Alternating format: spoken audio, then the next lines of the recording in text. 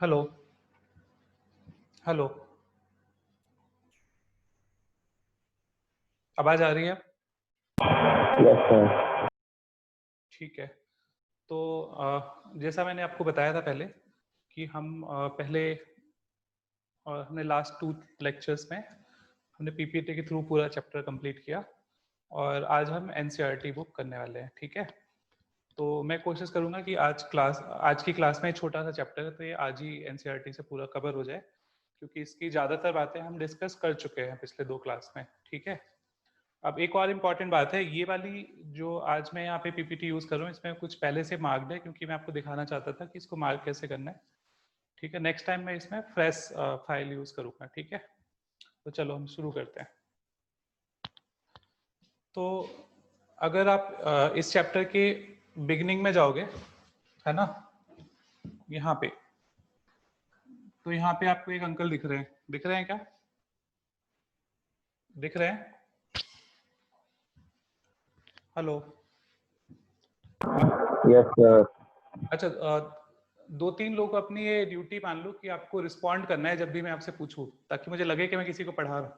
ठीक है। समझ आया? आप अनम्यूट करके रिस्पॉन्ड कर सकते हो या फिर आप चैट बॉक्स में लिख सकते हो yes sir, no sir, whatever. ठीक है। शुरू करते हैं। ठीक है। तो ये आप यहाँ पे देख रहे हो, पंचानन माहेश्वरी नाम है इनका। क्या नाम है? क्या नाम है इनका? पंचानन माहेश्वरी। और इनको पी माहेश्वरी बोलते हैं। क्या बोलते हैं? हेलो। हेलो। अच्छा, कोई 2 वॉलेंटियर अपने आप को अनम्यूट करके रखो कोई। Any two, any 2 volunteer.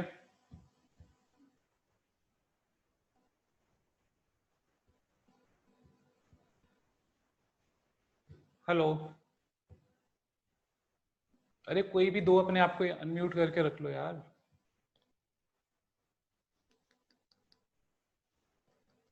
Hello. कोई बोल ही नहीं रहा है। अच्छा, मैं नाम बता रहा हूँ, कोई भी कर लो। अभिषेक, अभिषेक लांबा। जिसके भी साइड से कोई शोर ना आ रहा हो ना, तो वो अनम्यूट करके रख ले अपने आप को, कोई दिक्कत नहीं है। ठीक है। हेलो। यार कोई रिस्पॉन्ड नहीं कर रहा, मैं नहीं पढ़ाऊंगा यार ऐसे। क्या तरीका है? मैं कह रहा हूँ कि कोई 2 अपने आप को अनम्यूट करके रख लो, जब भी मैं पूछूं समझ में आ गया यस सर नो सर, तो आपको बोलना है। ठीक है। हेलो। हाँ, अब ठीक है, अब ठीक है, गुड गुड। ठीक है। तो यहाँ पे जो आप फ्रंट पे आप ये अंकल जी का फोटो देख रहे हो, इनका नाम क्या है? पंचानन माहेश्वरी। और इनका बहुत जो पॉपुलर नेम है वो पी माहेश्वरी नाम से है। इनका क्या नाम है? इनका पी माहेश्वरी और पंचानन माहेश्वरी। ठीक है। तो आपको पता है कि इंडिया के अंदर जो भी रिसर्च हो रही है ना, तो उस रिसर्च का लेवल उतना अच्छा नहीं है जितना होना चाहिए, क्योंकि ज़्यादातर क्या रहता है कि हमारे पास फैसिलिटीज़ की कमी रहती है। ठीक है। और अभी आपने न्यू एजुकेशन पॉलिसी के बारे में सुना होगा, है ना, तो सब कुछ चेंज होने वाला है। तो अब जो इंडियन एजुकेशन सिस्टम है वो अमेरिकन एजुकेशन सिस्टम जैसा होने वाला है। ठीक है। तो ये गुड न्यूज़ है आपके लिए। और इसको इम्प्लीमेंट होने में मेरे ख्याल से 1-2 साल लग जाएगा, तो उतनी गुड ना हो आपके लिए। लेकिन हाँ, कॉलेज के लिए तो आपको डेफिनेटली इससे फायदा होने वाला है कॉलेज में। ठीक है। तो हम बात कर रहे थे कि हमारे कंट्री में रिसर्च की बहुत अच्छी फैसिलिटीज नहीं है, और फैसिलिटीज ना होने की वजह से हम लोग उतना काम नहीं कर पाते रिसर्च में जितना हमें करना चाहिए। ठीक है। लेकिन बहुत कुछ साइंटिस्ट ऐसे हैं जिन्होंने बहुत मिनिमम सिस्टम यूज करके बहुत बड़ी डिस्कवरी करी है ना। तो पी माहेश्वरी भी उनमें से एक है। और इन्होंने आपको पता है पक्सीनिया का नाम सुना है आपने? Puccinia. No sir. Wheat rust का नाम सुना है? Wheat rust. Yes sir. Yes sir. हाँ ना, तो व्हीट रस्ट कौन कॉज करता है? व्हीट रस्ट कौन कॉज करता है? पक्सीनिया करता है। कौन करता है? पक्सीनिया। तो इन्होंने बहुत ही सिंपल सेटअप यूज करके पक्सीनिया का जो लाइफ साइकिल है ना उसको डिस्क्राइब करा था। और इनका मैं आपको सेटअप समझाऊंगा तो आपको बहुत हंसी आएगी सुन के, ठीक है। पता है क्या सेटअप था? पक्सीनिया में बहुत सारे स्टेजेस होते हैं इसकी लाइफ में, मतलब जो स्पोर जो बनते हैं, ठीक है। और इनमें होस्ट भी अलग अलग होते हैं, ठीक है। तो एक इनमें होता है वीट प्लांट होता है, और वीट आपको पता है प्लेन एरिया में होता है, ठीक है। और एक होता है इसमें मलबेरी प्लांट जो पहाड़ों पे होता है। तो इसमें इसका जो लाइफ साइकिल इस तरह का है कि वीट प्लांट के ऊपर जो पक्सीनिया के स्पोर होते हैं वो माइग्रेट करके पहाड़ों पे जाते हैं, ठीक है। पहाड़ों पे उनके स्पोर की नेक्स्ट स्टेज डेवलप होती है और वो स्टेज वापस से वीट प्लांट पे आती है, ठीक है। तो जब तक ये किसी ने नहीं बताया था तो ये बहुत ही कॉम्प्लिकेटेड प्रॉब्लम थी उनका। इन्होंने पता है कितना आसान सॉल्यूशन दिया। इन्होंने क्या किया कि जैसे मान लो कि एक माउंटेन है इधर पे, मैं जहाँ पे जगह डायग्राम बना देता हूँ। एक ये माउंटेन है इधर पे और इधर पे कोई फील्ड्स हैं, प्लेन्स हैं, ठीक है। इन्होंने क्या किया कि यहाँ पे एक बड़ा सा बेम्बू लगा दिया बीच में, ठीक है, ठीक है। और इसके ऊपर इन्होंने एक चिकन को लटका दिया। किसको लटका दिया? चिकन को, ठीक है। कैसे लटका दिया? पता है आपको, पता है कि जो म्यूकस मेम्ब्रेन होती है, ठीक है, वो जर्म को और स्पोर को बहुत इजीली ट्रैप कर सकती है। पता है ये बात? यस और नो? ठीक है। तो इन्होंने क्या किया, आवाज अटक अटक के आ रही तो आपके नेटवर्क में प्रॉब्लम हो सकती है, ठीक है।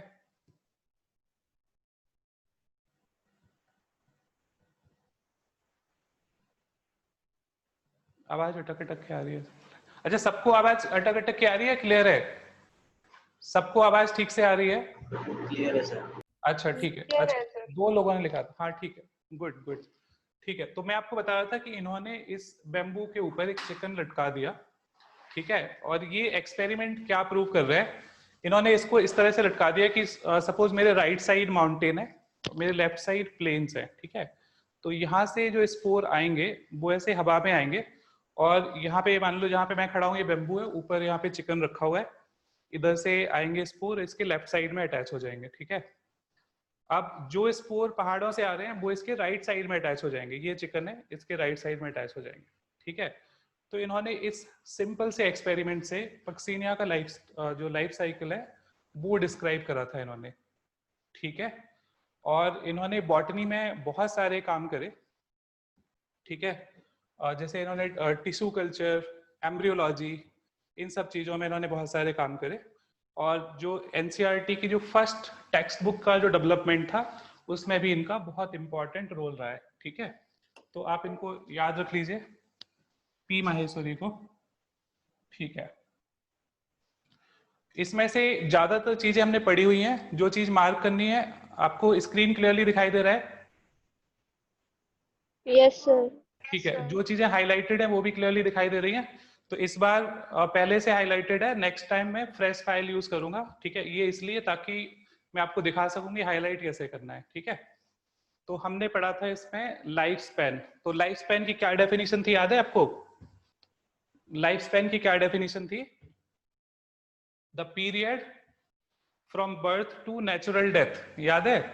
The period from birth to natural death को हमने बोला था life span. The period from birth to natural death, इसको हमने बोला था लाइफ स्पैन, ठीक है। तो अगर हम बात करें बॉडी साइज और लाइफ स्पैन, तो बॉडी साइज और लाइफ स्पैन में कोई रिलेशन है क्या? बॉडी साइज और लाइफ स्पैन में कोई रिलेशन है क्या? No sir. हाँ, बॉडी साइज और लाइफ स्पैन में कोई रिलेशन नहीं है, ठीक है। ये हम कैसे बोल सकते हैं? हम ऐसे बोल सकते हैं कि अगर हम क्रो की बात करें और क्रो और पैरेट को कंपेयर करें, ठीक है, तो क्रो का लाइफ स्पैन कितना होता है? क्रो का लाइफ स्पैन कितना होता है? 15 years। हाँ, 15 ईयर्स होता है। और पैरेट का कितना होता है? 140 140 years. या 140 इयर्स होता है पैरट का लाइफ स्पैन। तो आप देख रहे हो कि ऑल्दो जो पैरट है और क्रो है वो लगभग सेम साइज के हैं, ठीक है, लेकिन उनके लाइफ स्पैन में इतना डिफरेंस है। जब तक पैरट की एक जनरेशन कंप्लीट होगी तब तक क्रो की 10 जनरेशन कंप्लीट हो जाएंगे और मे बी ज्यादा, ठीक है। तो जो लाइफ स्पैन है और जो साइज है, बॉडी साइज है, ये दोनों को रिलेटेड नहीं है, ठीक है। इसी तरह हम मैंगो ट्री और पीपल ट्री को भी कंपेयर कर सकते हैं। तो मैंगो ट्री और पीपल ट्री में किसका लाइफ स्पैन छोटा है? मैंगो ट्री और पीपल ट्री में किसका लाइफ स्पैन छोटा है? Mango tree. Mango tree. हाँ, मैंगो ट्री का लाइफ स्पैन छोटा है। गुड गुड, ठीक है। हमने यहाँ पे बात करी थी कि जो भी यूनिसेलुलर ऑर्गेनिजम्स हैं, तो यूनिसेलुलर ऑर्गेनिज्म में जो रिप्रोडक्शन है और सेल डिवीजन है वो सिनोनिमस होता है। याद है आपको? यूनिसेलुलर ऑर्गेनिज्म में रिप्रोडक्शन और सेल डिवीजन सिनोनिमस है, मतलब आप उनके रिप्रोडक्शन के तरीके को सेल डिवीजन भी बोल सकते हो या सेल डिवीजन को रिप्रोडक्शन बोल सकते हो, ठीक है। और हम ये भी बोल सकते हैं कि जो यूनिसेलुलर ऑर्गेनिज्म है वो इमॉर्टल होते हैं। कैसे होते हैं? इमॉर्टल, ठीक है। तो ये बात हमने डिस्कस करी हुई थी। तो इस पर्टिकुलर पैराग्राफ में हमें ये 2-3 चीजें मार्क करनी है केवल। एक तो लाइफ स्पैन की डेफिनेशन मार्क करनी है, और ये जो 1-2 एग्जांपल है कि साइज का कोई कोरिलेशन नहीं है। दूसरा, जो यूनिसेलुलर ऑर्गेनिज्म है वो कैसे हैं? इमॉर्टल है। यूनिसेलुलर ऑर्गेनिज्म कैसे हैं? इमॉर्टल है। उनमें जो रिप्रोडक्शन है और सेल डिवीजन है दोनों कैसे हैं? सिनोनिमस है, ठीक है। चलो नेक्स्ट पेज पे चलते हैं। इनके आपको लाइफ स्पैन सबके याद रखने हैं, ठीक है। तो एलिफेंट का कितना होता है? एलिफेंट का लाइफ स्पैन कितना होता है? 75 years, 60 to 90. हाँ, 75 ईयर या 70 ईयर। तो लगभग मैंने यहाँ पे 70 ईयर लिखा हुआ है। रोज का कितना होता है? 4 to 5 ईयर्स। कितना होता है? 4 to 5 ईयर्स। डॉग का लाइफ स्पैन कितना होता है? Dog 15 years. 15 ईयर्स, ठीक है। बटरफ्लाई का लाइफ स्पैन 2 वीक्स। क्रो का कितना होता है? 15 years. 15 years. 15 ईयर्स होता है। बनाना ट्री का कितना होता है? 25 years. 25 ईयर्स। मैंने यहाँ ये, हाँ, इसका 20 से 25 ईयर्स होता है। काऊ का कितना होता है? लिखा हुआ है। काऊ का कितना है? 20 से 25 ईयर्स। पैरट का हम ऑलरेडी बात कर चुके हैं, कितना है? 140 ईयर्स। गुड। तो ये आपको लाइफ स्पैन याद कर लेने। अब हम बात करते हैं क्रोकोडाइल। क्रोकोडाइल का कितना है लाइफ स्पैन? 60 years. हॉर्स का कितना है?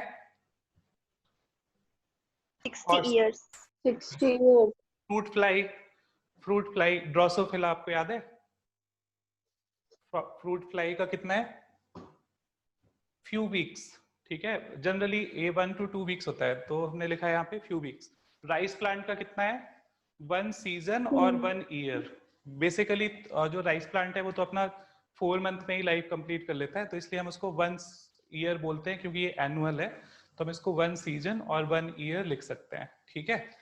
और टॉर्टोइज का 100 से 150 ईयर्स, और बैनियन ट्री का 200 से 300 ईयर्स, ठीक है। अच्छा, आपने एक ओल्डेस्ट बैनियन ट्री के बारे में सुना होगा, याद है आपको? ओल्डेस्ट बैनियन ट्री कहाँ पे है? ये ओल्डेस्ट बैनियन ट्री कहाँ पे है? इंडिया में। कोलकाता में, ठीक है। कितना बड़ा है ये ट्री? 1 किलोमीटर का शायद। 1 किलोमीटर, 2 एकर्स में फैला है लगभग। ये कितना है? 2 एकर्स में फैला हुआ है, ठीक है। 2 एकर्स में फैला हुआ है, ठीक है। चलो आगे बढ़ते हैं।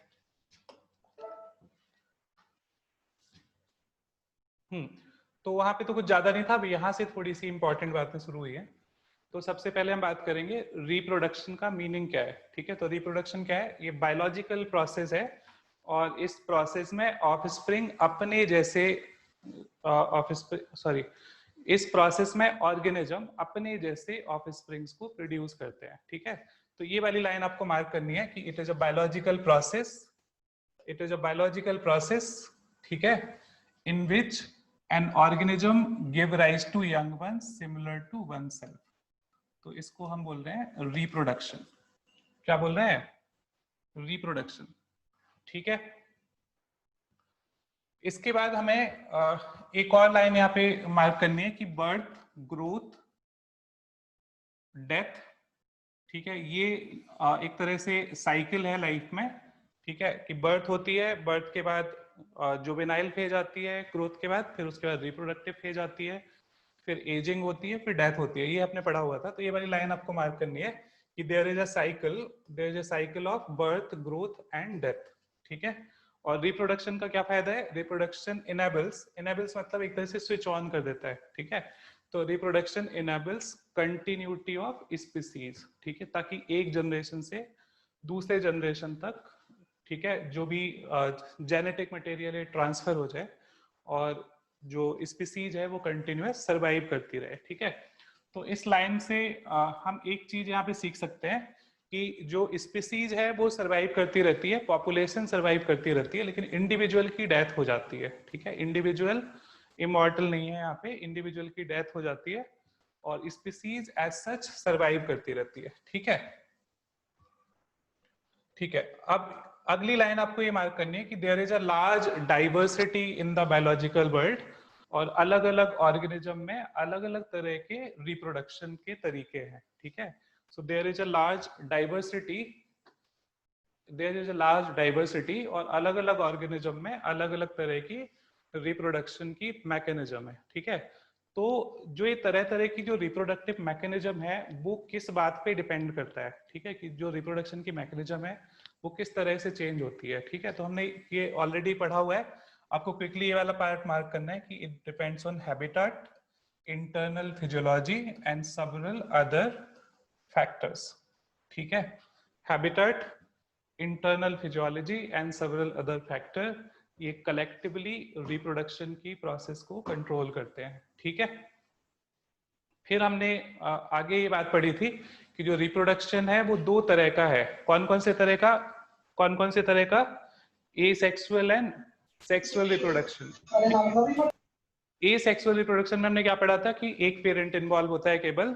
ठीक है, और सेक्सुअल रिप्रोडक्शन में दो पेरेंट इन्वॉल्व हैं, बाई पेरेंटल होता है। तो ये वाली लाइन फिर हमें मार्क करनी है कि एसेक्सुअल रिप्रोडक्शन में सिंगल पेरेंट इन्वॉल्व है और विद और without involvement of gamete formation. ये लाइन सबसे ज्यादा इंपॉर्टेंट है, विद और विदाउट। मतलब एसेक्सुअल रिप्रोडक्शन में गैमीट बन भी सकता है और गैमीट नहीं भी बन सकता है। ठीक है, तो ये बात आपको फिक्स कर लेनी कि एसेक्सुअल रिप्रोडक्शन में गैमीट बन भी सकता है और नहीं भी बन सकता है, बट सेक्सुअल रिप्रोडक्शन में हमेशा क्या होगा? गैमीट बनेंगे। तो ये बात यहाँ पे बहुत इंपॉर्टेंट है जो आपको याद रखनी है। ठीक है, क्लियर हो गई ये बात? क्लियर हो गई? Yes, sir. ठीक है। अच्छा, रजनीश कह रहे हैं कि सर गूगल पे 40 इयर्स आ रहा है हॉर्स का लाइफ स्पैन। ठीक है, अच्छा, तो हॉर्स में अलग अलग तरह की वेराइटीज होती हैं। ठीक है, तो उसमें आप देखोगे तो 2-3 तरह की वेराइटीज होंगी।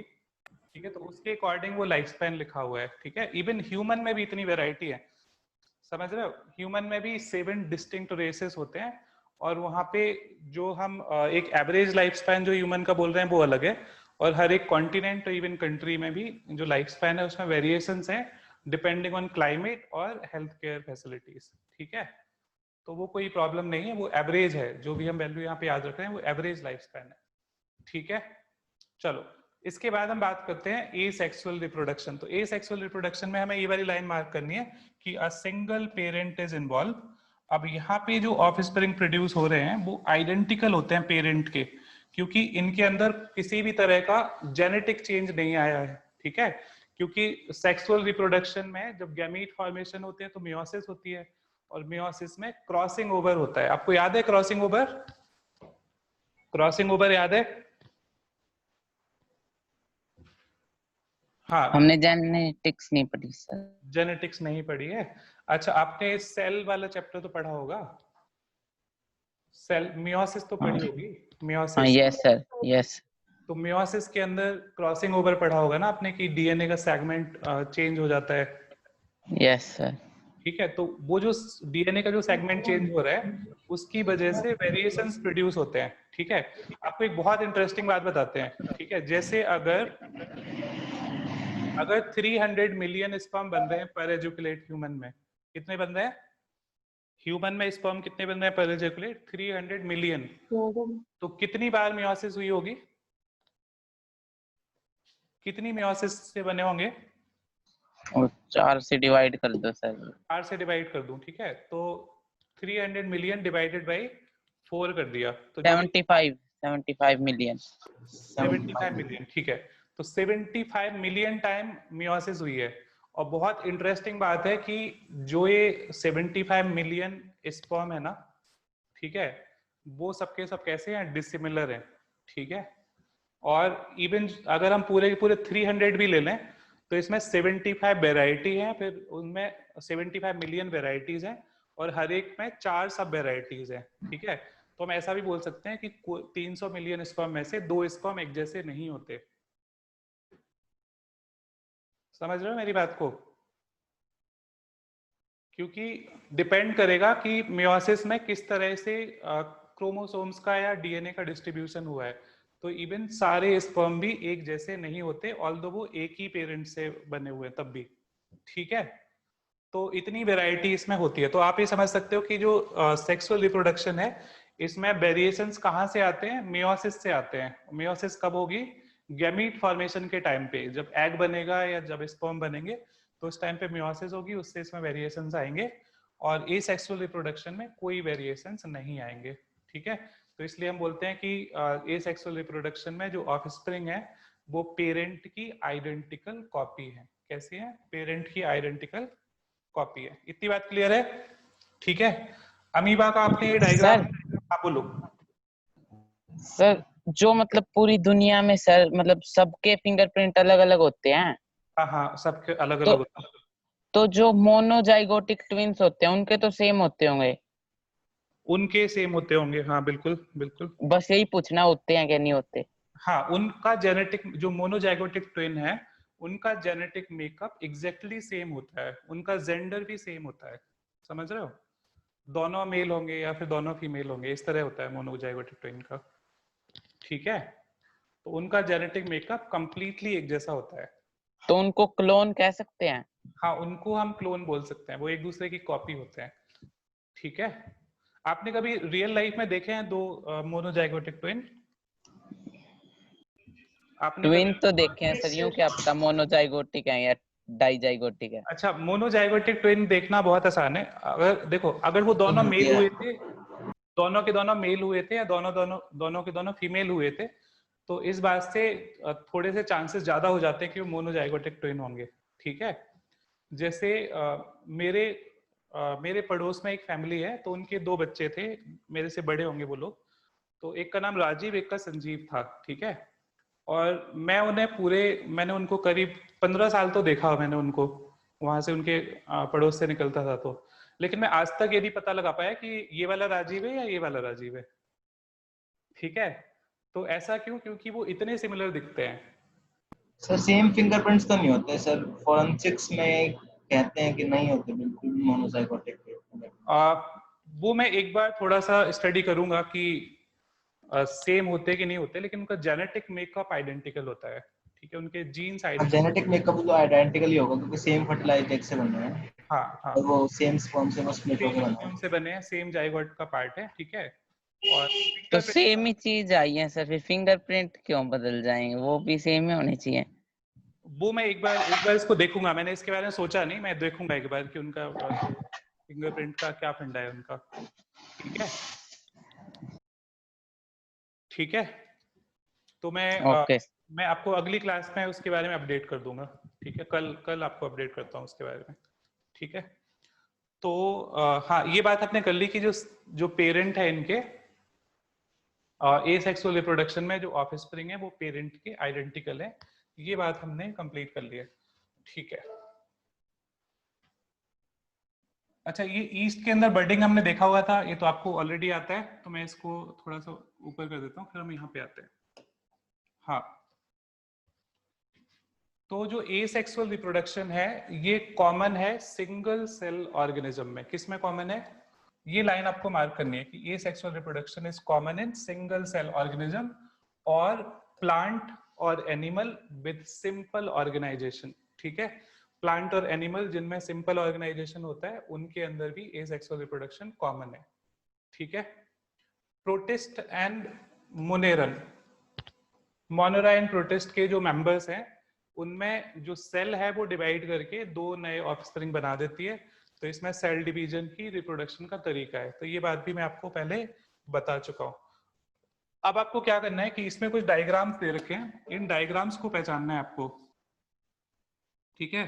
ये डायग्राम नंबर 1 किसका डायग्राम है? ये पहला वाला, ये वाला किसका डायग्राम है? ये वाला, हाँ लेम्डोमोनास। किसका डायग्राम है? लेम्डोमोनास। हाँ, क्लेमाइडोमोनास का डायग्राम है, ठीक है। किसका डायग्राम है? क्लेमाइडोमोनास का, ठीक है। अच्छा, इसकी क्या खास बात होती है? एक इंपॉर्टेंट पॉइंट यहाँ पे नोट करना है कि इसके अंदर कप शेप्ड क्लोरोप्लास्ट होता है, बहुत बार एग्जाम में आया हुआ क्वेश्चन है, ठीक है। तो Chlamydomonas has cup shaped chloroplast, ठीक है।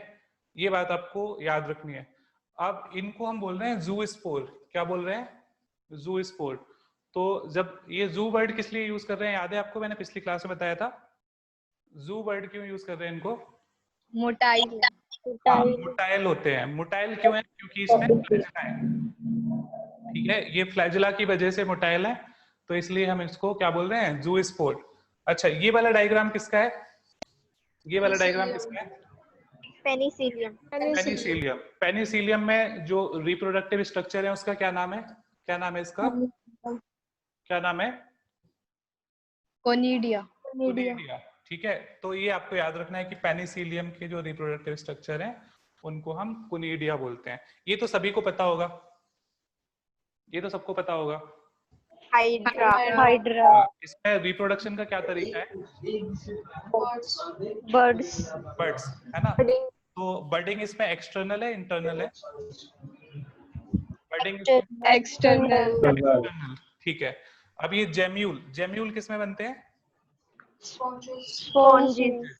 अच्छा, इसको भी हम एक तरह की बर्डिंग बोलते हैं, ठीक है। मैंने आपको बताया भी था पिछली क्लास में। किस तरह की बर्डिंग है ये?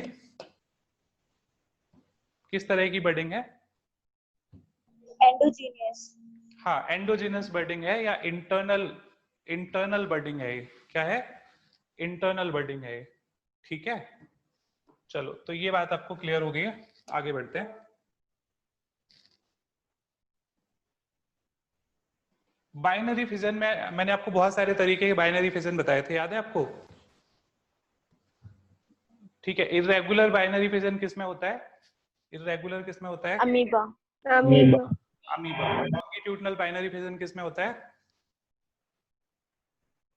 लॉन्गिट्यूडनल बाइनरी फिजन किसमें होता है? यूग्लिना। यूग्लिना में, ठीक है। ईस्ट में कौन सा तरीका होता है रिप्रोडक्शन का? ईस्ट में कौन सा तरीका? बर्डिंग। हाँ, ईस्ट में बर्डिंग होती है, ठीक है, ठीक है। अच्छा, अमीबा के अंदर अनफेवरेबल कंडीशन आने के पहले क्या होता है? Spore formation. स्पोर फॉर्मेशन, ठीक है। तो जिसको हमने बोला था स्पोरुलेशन, क्या बोला था?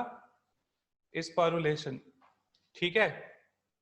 तो अनफेवरेबल कंडीशन में इनका जो स्यूडोपोडिया जो होता है वो विड्रॉ हो जाता है, और ये क्या करता है? एक 3 लेयर्ड हार्ड, ये आपको याद रखना है, कितने लेयर हैं इसमें? 3 लेयर्ड। तो इसमें 3 लेयर्ड हार्ड कवरिंग डेवलप होती है जिसको हम बोलते हैं सिस्ट, और इस प्रोसेस को हम बोल रहे हैं इंसिस्टेशन और इंसिस्टमेंट। क्या बोल रहे हैं? इंसिस्टमेंट, ठीक है।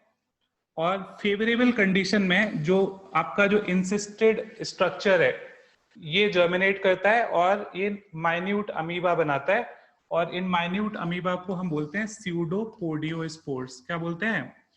स्यूडोपोडियोस्पोर, तो जो सिस्ट होती है वो सिस्ट की जो वॉल है वो ब्रेक हो जाती है और स्पोर बाहर निकल आते हैं सराउंडिंग में और वो ग्रो करके नया अमीबा बना लेते हैं। ठीक है, तो इस तरह से जो आपके नए अमीबा बन रहे हैं इनके सिस्ट के ब्रेक होने से, तो ये जो पूरी प्रोसेस है इसको हम क्या बोल रहे हैं?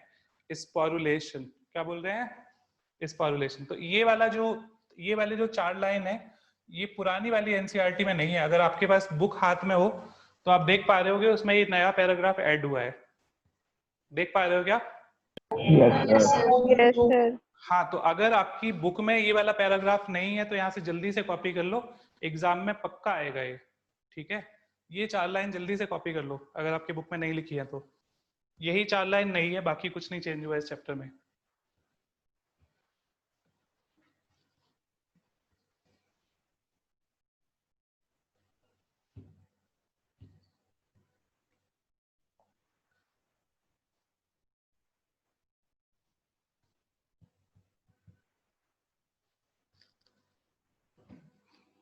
जब हो जाए तो मुझे बता देना, वेट कर रहा हूँ।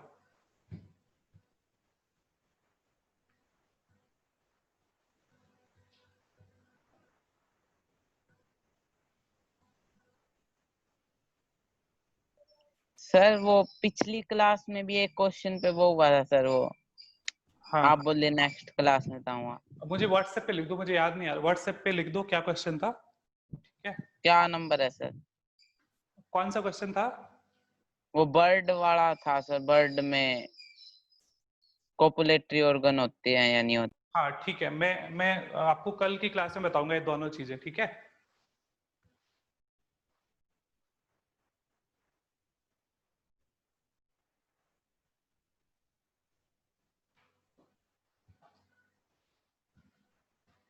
व्हाट्सएप पे लिखना है क्या सर? हाँ व्हाट्सएप पे लिख दो ताकि मुझे याद रहे। व्हाट्सएप पे लिख दो।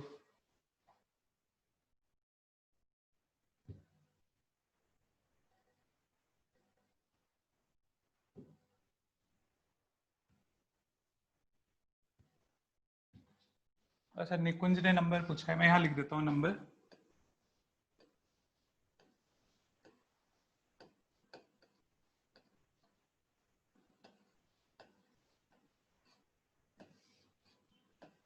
दिख रहा है? नंबर दिख रहा है?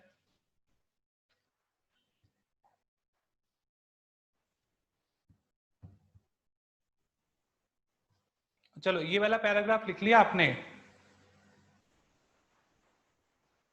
No, sir. जल्दी से लिख लो, जल्दी से लिख लो।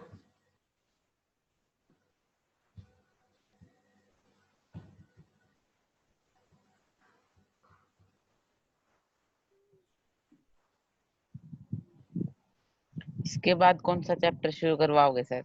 इसके बाद इसका next chapter, reproduction in human.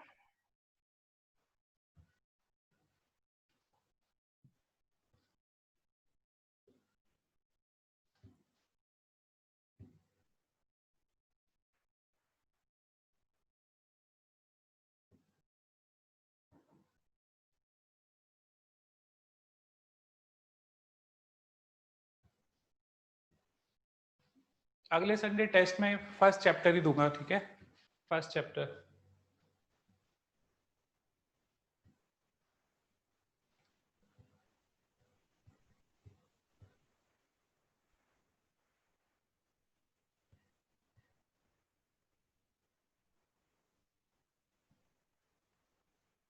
अब तो लिख लिया होगा, बहुत टाइम हो गया। लिख लिया? आपने सर वो इसकी पीडीएफ भी नहीं भेजी सर। मैं ये वाली पीडीएफ आज भेज दूंगा, वो कुछ टेक्निकल दिक्कत आ रही थी पीडीएफ रिट्रीव करने में, आज मैं भेज दूंगा। इसका तो क्या करेंगे सर, ये तो एनसीईआरटी है। अच्छा, आपको पीपीटी वाला चाहिए ना? हाँ यस सर। ठीक है, आज मैं भेज दूंगा आपको। ठीक है,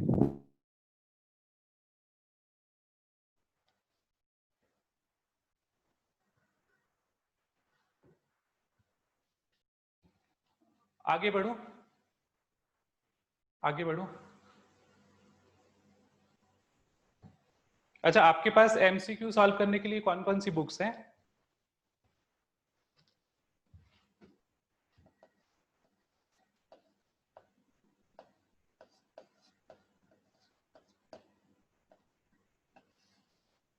आपको डॉक्टर अली जो बुक है ना, ये अगर आपके पास है तो ठीक है, अगर नहीं है तो आप ये ले लो। ये हमें थॉरोली करनी है डॉक्टर अली वाली बुक, ठीक है सर ये तो हमारे पास। हाँ, तो ये वाली बुक आपको सबको लेनी है, ठीक है। इसका हम क्लास में भी डिस्कशन करेंगे सारे, बहुत थॉरोली करनी है ये पूरी बुक, ठीक है। आगे बढ़ जाऊं? Yes sir. ठीक है। अच्छा, ये सारी चीजें तो आपको याद होगी, मैं क्विकली जल्दी जल्दी पूछ लेता हूँ आपसे। पोटैटो में जो रिप्रोडक्टिव प्रोपेग्यूल है वो क्या है? आई। आइस। आई। अच्छा, इसमें क्या है, क्या बोलते हैं इसको? राइजोम। राइजोम। एगेप में क्या होता है? कि एगेव है, एगेप में जो रिप्रोडक्टिव प्रोपेगेशन का तरीका है वो क्या है? बुलबिल। बुलबिल। बुलबिल। बल्बिल बोलते हैं, बल्बिल, ठीक है। बल्ब जैसा है ना ये, तो बल्बिल बोलते हैं, ठीक है। और ये क्या है आपका? Leaf bird. लीफ। ब्रियोफाइलम। हाँ, ब्रायोफिलम। और ये क्या है? ऑफसेट। ऑफसेट किसका? Water hyacinth. वाटर हाइसिंथ का, ठीक है। तो ये आपको सारे के सारे डायग्राम नाम के साथ और इसका क्या मीनिंग है ये आपको याद होने चाहिए, ठीक है। तो ये सारे आपको याद हैं, गुड। चलो अगला।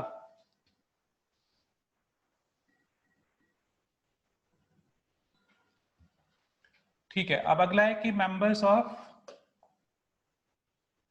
Kingdom fungi and simple plant जैसे एल्गी, इनमें जो मोस्ट कॉमन स्ट्रक्चर्स होते हैं वो है ज़ूस्पोर। मोस्ट कॉमन स्ट्रक्चर में क्या है? ज़ूस्पोर, ठीक है। ज़ूस्पोर कैसे होते हैं? माइक्रोस्कोपिक एंड मोटाइल स्ट्रक्चर होते हैं। मोटाइल तो हमने देख लिया पहले, ठीक है। और वो कैसे होते हैं? माइक्रोस्कोपिक, बहुत ही छोटे होते हैं। और other common asexual reproductive structure है वो है कोनेडिया, बर्ड्स एंड जेम्यूल। तो हमने ये चार चीजें याद कर ली, ज़ूस्पोर, कोनेडिया, बर्ड एंड जेम्यूल, ये चारों के चारों कैसे हैं? एसेक्सुअल रिप्रोडक्टिव स्ट्रक्चर है, ठीक है। एसेक्सुअल रिप्रोडक्टिव स्ट्रक्चर है। इसके बाद एसेक्सुअल रिप्रोडक्शन और वेजिटेटिव रिप्रोडक्शन, इसमें मैंने आपको डिफरेंस समझाया था, याद है? एसेक्सुअल टर्म कहाँ पे यूज करते हैं और वेजिटेटिव कहाँ पे यूज करते हैं, बताइए। टर्म एसेक्सुअल कहाँ पे यूज करते हैं? asexual animals में और vegetative plants। हाँ, एनिमल्स में एसेक्सुअल और प्लांट्स में वेजिटेटिव यूज करते हैं, ठीक है। अच्छा, और वेजिटेटिव प्रोपेगेशन के जो मीन्स है प्लांट में वो कौन कौन से हैं? वो कौन कौन से हैं? Rhizome, sucker, tuber, offset and bulb. Rhizome, sucker, tuber, offset and bulb, ये वेजिटेटिव प्रोपेगेशन के मीन्स है या तरीके हैं, इनको हम बोलते हैं वेजिटेटिव प्रोपेग्यूल्स, ठीक है। आगे आते हैं, ठीक है। तो हमने एक पढ़ा है फ्रेगमेंटेशन, ठीक है। तो फ्रेगमेंटेशन एसेक्सुअल तरीका है या sexual?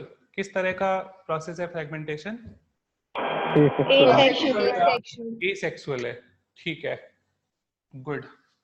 Terror of Bengal, terror of Bengal किस प्लांट को बोलते हैं? Water hyacinth. Water hyacinth. Water hyacinth को इंडिया में क्यों इंट्रोड्यूस किया गया था? ब्यूटीफुल फ्लावर्स और लीव्स। हाँ, Shape of beautiful leaf. Flower and shape of leaf की वजह से इसको इंट्रोड्यूस किया गया था, ठीक है। वाटर हाइसिंथ एक एक्वेटिक प्लांट है, पानी में रहता है, तो आपको पता ही है, ठीक है। अब वाटर हाइसिंथ के साथ प्रॉब्लम क्या थी? प्रॉब्लम क्या थी कि मोस्ट इन्वेसिव वीड है। आपको मैंने इन्वेसिव का मतलब भी बताया था, क्या मतलब था इन्वेसिव का? इन्वेसिव का मतलब बताया था, याद है? नहीं,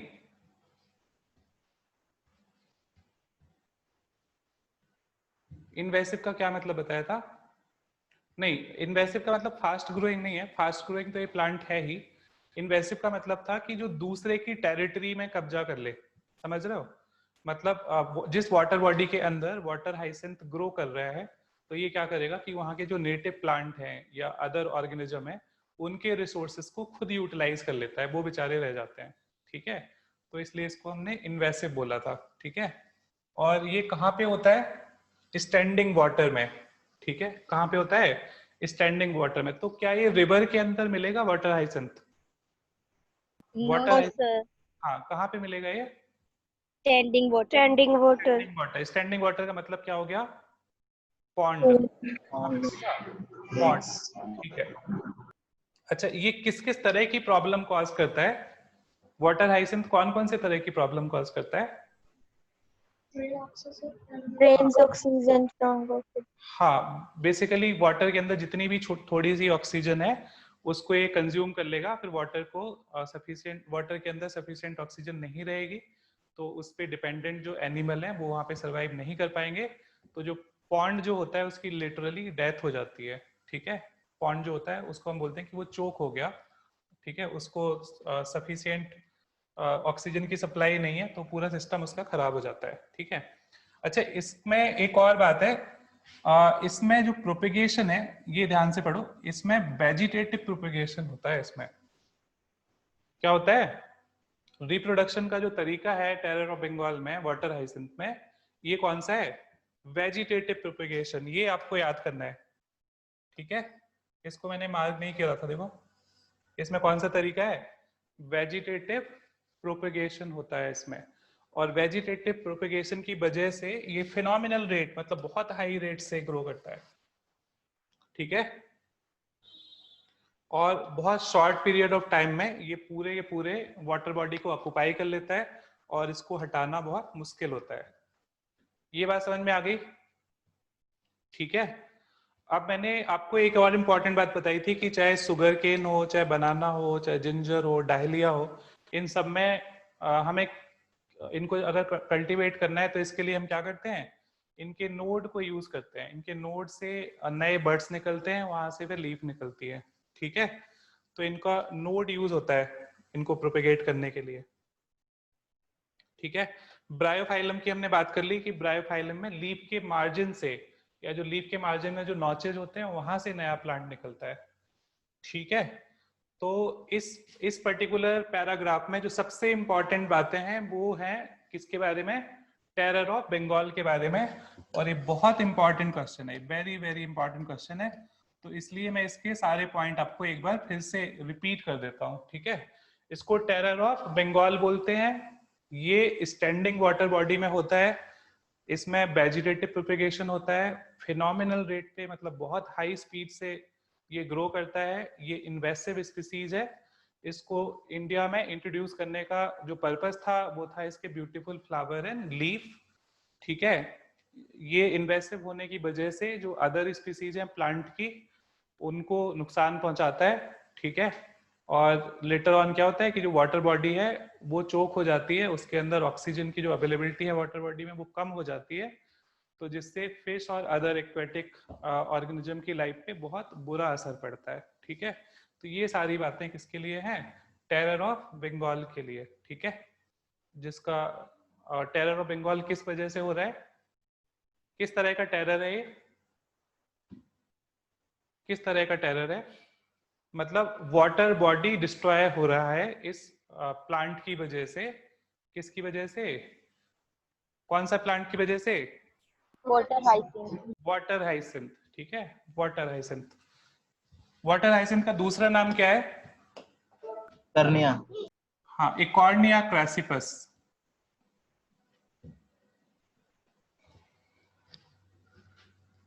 ठीक है, एनिमल्स में केवल और केवल जो रिप्रोडक्शन का तरीका है वो है सेक्सुअल रिप्रोडक्शन। एनिमल में केवल और केवल क्या होता है? सेक्सुअल रिप्रोडक्शन होता है मोस्ट ऑफ द एनिमल में। ठीक है, अब यहाँ पे जहाँ जैसे इन्होंने मोस्ट लगा दिया, इसका मतलब है कि कुछ ऐसे भी एनिमल होंगे जिनमें सेक्सुअल रिप्रोडक्शन के अलावा और भी तरह के रिप्रोडक्टिव स्ट्रेटेजी होगी। ठीक है, फिर हम बात करते हैं सेक्सुअल रिप्रोडक्शन के बारे में। तो जो इम्पोर्टेंट पॉइंट है जो सबको पता है वो क्या है कि ये बाई पेरेंटल होता है, दो पेरेंट इन्वॉल्व हैं, गैमीट बनेंगे। ठीक है, मेल एंड फीमेल गैमीट बनेंगे, फ्यूजन होगा, जाइगोट बनेगा, और जाइगोट से नए ऑफ स्प्रिंग्स बनेंगे। ठीक है, तो अब यहाँ पे एक इम्पॉर्टेंट बात यह है जो आपको याद रखनी है कि इसमें हर्मैफ्रोडाइट ऑर्गेनिज्म भी हो सकते हैं। हर्मैफ्रोडाइट का मतलब है कि मेल और फीमेल रिप्रोडक्टिव स्ट्रक्चर एक ही ऑर्गेनिज्म के अंदर है। लेकिन मैंने आपको बताया था पिछले क्लास में कि ऑल्दो हर्मैफ्रोडाइट ऑर्गेनिज्म होते हैं लेकिन उनमें क्रॉस फर्टिलाइजेशन होता है। ठीक है, तो वो क्योंकि एवोल्यूशन में हेल्पफुल होगा इसलिए ऐसा होता है, और उनमें प्रोटेंडरी और प्रोटोगाइनस कंडीशन होती है। मतलब प्लांट के केस में एंथर और एग में से पहले कोई एक मैच्योर होगा, और सेम एनिमल के केस में भी होगा कि स्पर्म और एग में से पहले कोई एक मैच्योर होगा। तो इसलिए हमने दो टर्म उसके लिए पढ़े थे, प्रोटेंडरस एंड प्रोटोगाइनस। ठीक है, अच्छा ये वाला जो डायग्राम मैंने यहाँ पे बना रखा है, ये वाला जो डायग्राम मैंने यहाँ पे बना रखा है, तो मैंने आपको ये समझाया था पिछली क्लास में कि अर्थवर्म में रिप्रोडक्शन कैसे होता है, याद है आपको? अर्थवर्म में रिप्रोडक्शन कैसे होता है आपको याद है?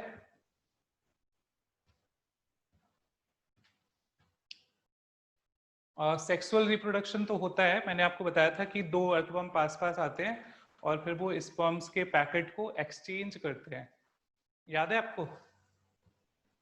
अच्छा, कितने लोगों को ये वाली बात नहीं पता? मैं दोबारा बताऊंगा, कितने लोगों को ये बात नहीं बताई थी मैंने पिछली बार? दोबारा बताऊं क्या? ठीक है, चलो दोबारा बताते हैं। ठीक है, तो इसमें क्या होता है कि दो अर्थवर्म जक्स्टापोजिंग आते हैं, मतलब एक दूसरे के ऑपोजिट डायरेक्शन में आते हैं। ठीक है, अब जैसे ये पहला अर्थवर्म है तो इसमें सेगमेंट 4/5, 5/6, 6/7, 7/8 और 8/9, तो इनके बाउंड्री पे बहुत छोटे छोटे से पाउच होते हैं। हर एक बॉर्डर पे दो पाउचेज होते हैं, इस तरह से 4 पेयर होते हैं, और इनको हम बोलते हैं स्पर्मैथिके। क्या बोलते हैं इनको? स्पर्मैथिके।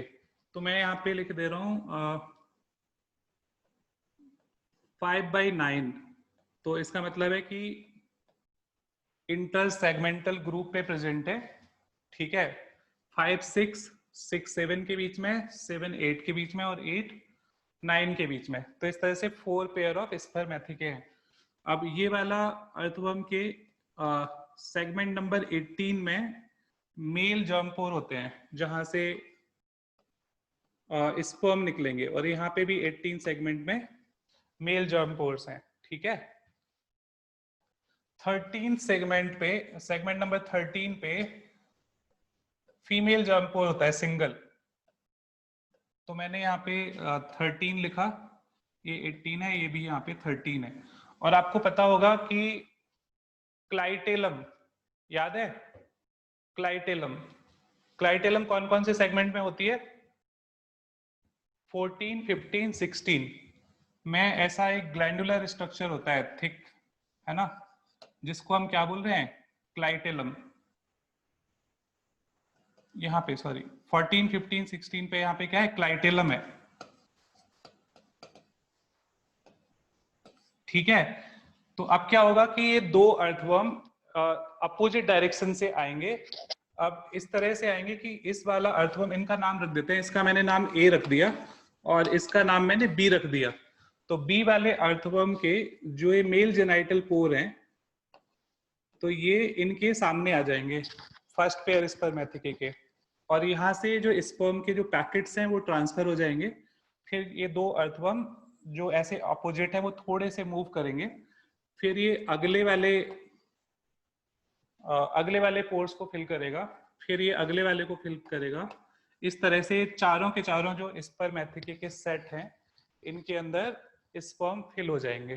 ठीक है, ठीक है, सेम इसके साथ भी होगा, इस वाले अर्थवर्म के साथ। ठीक है, अब क्या होगा, मैं केवल सिंप्लिसिटी के लिए केवल एक ही को यूज कर रहा हूं। तो इस वाले केस में ये वाला जो अर्थवर्म है बी, ये एक तरह से मेल का काम कर रहा है, और अर्थवर्म ए है वो फीमेल का काम कर रहा है। तो इसने स्पर्म को डोनेट कर दिया और इसने इसको यहाँ पे स्टोर कर लिया है। ठीक है, अब क्या होगा, जो फीमेल जेनाइटल पोर है यहाँ से एग रिलीज होंगे। ठीक है, और जो यहाँ पे क्लाइटेलम रीजन है 14, 15, 16 वाला जो एरिया है, वहां से एक कॉकून बनेगा। क्या बनेगा? कॉकून। तो दोनों तरफ से ये ऐसे कवर हो जाएगा, ठीक है। तो कॉकून के अंदर एग आएगा, फिर ये अर्थवर्म थोड़ा सा शिफ्ट हो जाएगा इधर, फिर इसमें से स्पर्म निकल के इसी में आएंगे, ठीक है। फिर ये जो अर्थवर्म है यहाँ से मूव आउट कर जाएगा। तो जो कॉकून जो बचा हुआ है, कॉकून के अंदर स्पर्म भी है और एग भी है, तो उनका फर्टिलाइजेशन होगा, ठीक है।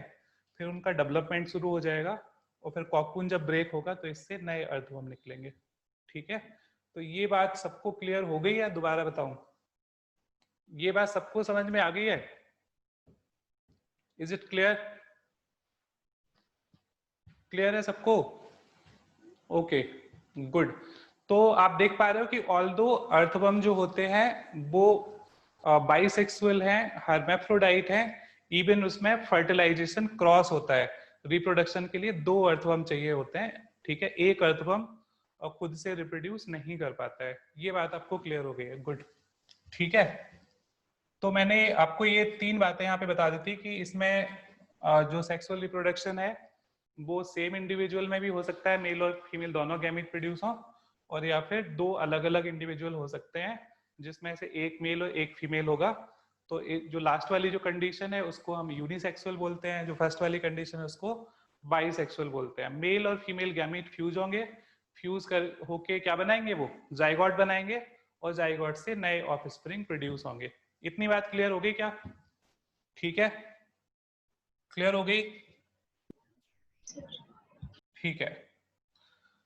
अब यहाँ पे ये वाली लाइन आपको मार्क करनी है, क्योंकि यहाँ पे मेल और फीमेल गैमीट का फ्यूजन हो रहा है, तो इसलिए जो ऑफस्प्रिंग है वो पेरेंट के जैसे नहीं होंगे, ठीक है। मेल और फीमेल गैमेट का फ्यूजन हो रहा है और फ्यूजन होने की वजह से वो कैसे नहीं होंगे? पेरेंट के जैसे नहीं होंगे, ठीक है। ये बात क्लियर है सबको? ये बात भी क्लियर है? Yes sir. अच्छा, रोहित पूछ रहे हैं दोबारा बताओ, क्या बताना है दोबारा रोहित? अर्थवर्म वाला सर। अर्थवर्म वाला, ठीक है। एक बार फिर से बता देता हूं, मैं कुछ ऑब्जेक्ट लेके समझाता हूं।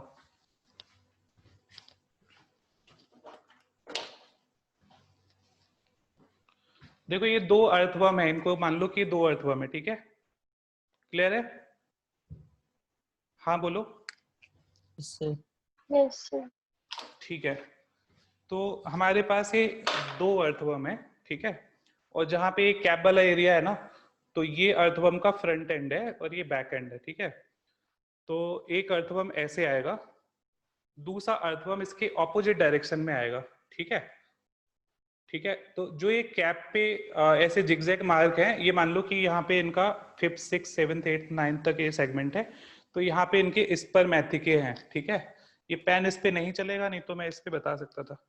अच्छा, एक मैंने ब्लू पेन ले लिया, ठीक है। तो यहाँ पे इनके स्पर्मैथिकल अपर्चर हैं, तो मैं इस पे ऐसे डॉट बना देता हूँ। ये 8 डॉट आपको दिख रहे हैं क्या मार्कर के ऊपर? दिख रहे हैं क्या? ठीक है। Yes sir. तो ये ब्लू वाला जो अर्थवर्म है, इसके ये स्पर्मैथिकल पोर है यहाँ पे, ठीक है।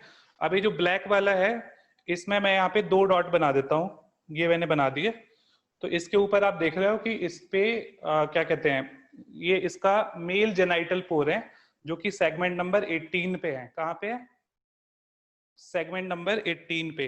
अब क्या होगा कि मैं क्या कर रहा हूं कि मैं इस अर्थवर्म को इस अर्थवर्म के साथ ही इस तरह से आएंगे दोनों, कि इसके जो मेल जेनाइटल पोर हैं वो इस वाले अर्थवर्म के स्पर्मैथिकल पोर के सामने आए, ठीक है।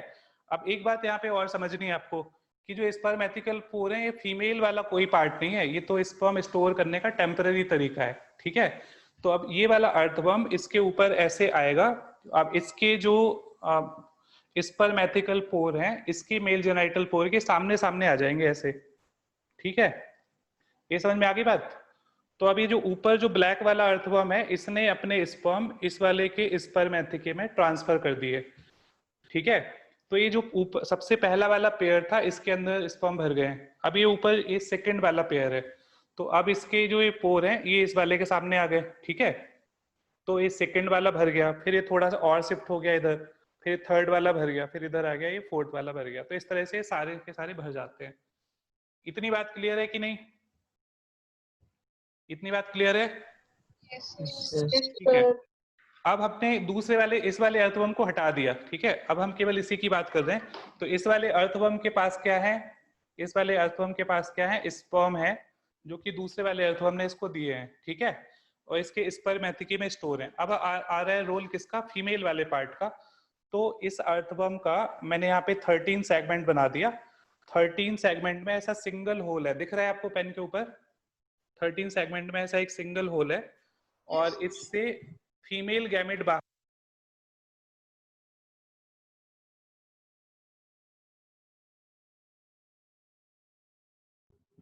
सर आपकी आवाज नहीं आ रही। आवाज नहीं आ रही।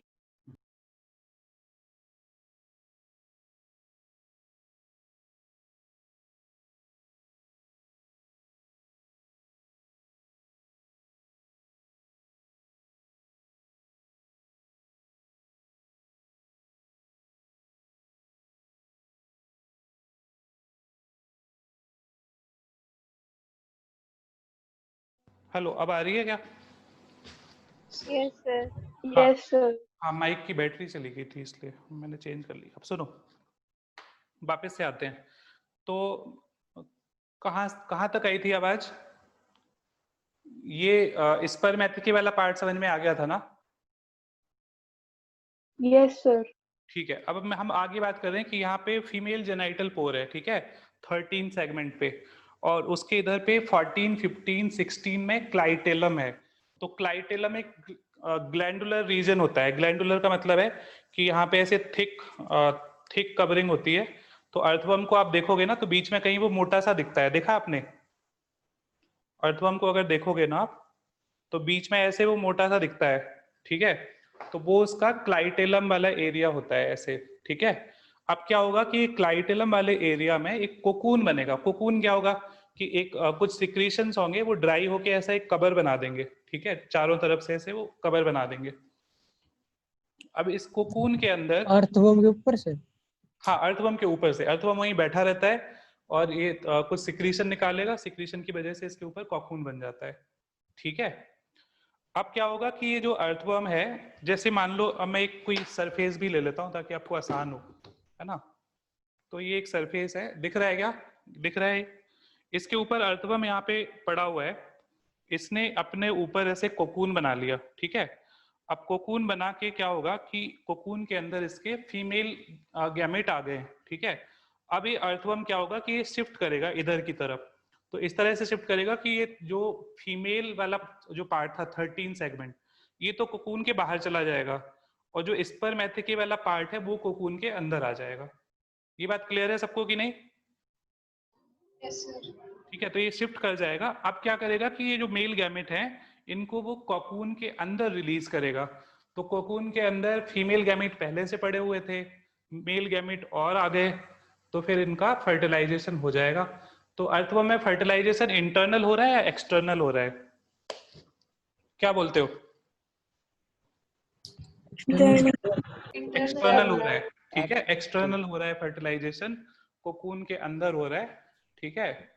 और फिर इससे क्या होगा, आपके थोड़े टाइम बाद एम्ब्रियोनिक डेवलपमेंट इनका कंप्लीट होगा, और नए वो क्या कहते हैं, नए अर्थवर्म वहां से निकल आएंगे, ठीक है। क्लियर हो गई ये बात? क्लियर हो गई क्या ये बात? ठीक है, चलो आगे बढ़ते हैं।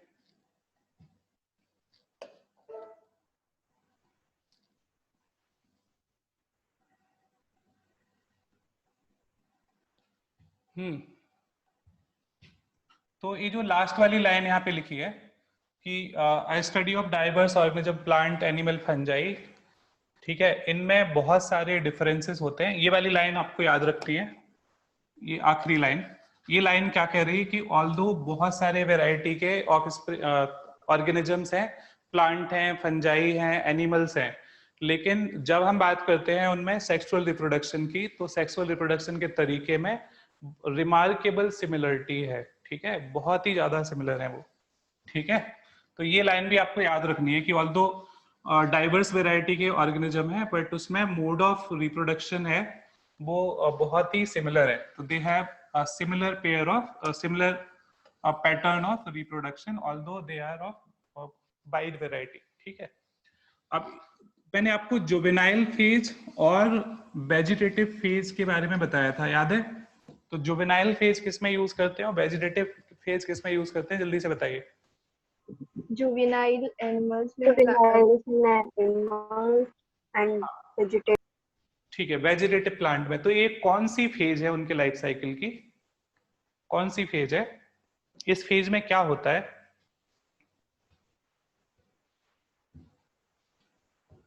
ग्रोथ।